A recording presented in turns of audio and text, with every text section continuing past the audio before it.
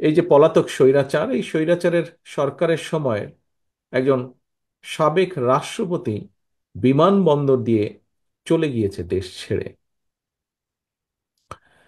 আহ, যেভাবে চলে গিয়েছে সেটিকে যদি আমরা মিলাই তাহলে দেখব যে 5ই আগস্ট আরেকজন দেশ ছেড়ে পালিয়ে গেছে, ইনিও অনেকটা সেভাবেই পালিয়ে গিয়েছেন। কিন্তু এখন বলা হচ্ছে যে অন্তর্বর্তীকালীন সরকার নাকি তার এই দেশ ত্যাগের ব্যাপারে কিছুই জানে না।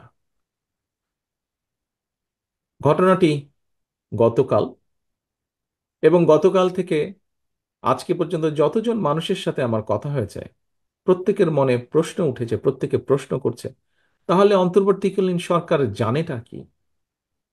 সাথে এও অভিযোগ উঠেছে সংস্কারের নামে সময় ক্ষেপণ করে অন্তর্বর্তীকালীন সরকার একদিকে যেমন হয়তোবা পলাতক স্বৈরাচার এবং তাতে দোসরদেরকে নিরাপদে দেশ ত্যাগের সুযোগ করে দিচ্ছে, অপরদিকে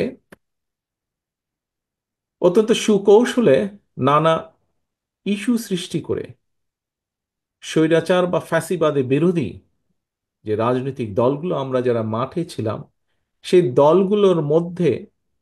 দলগুলোর ঐক্যের মধ্যে ফাটল ধরানোর একটা ক্ষেত্র হয়তো তৈরি করতে চাইছে।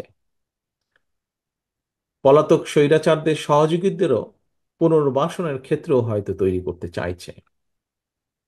প্রিয় উপস্থিতিবৃন্দ,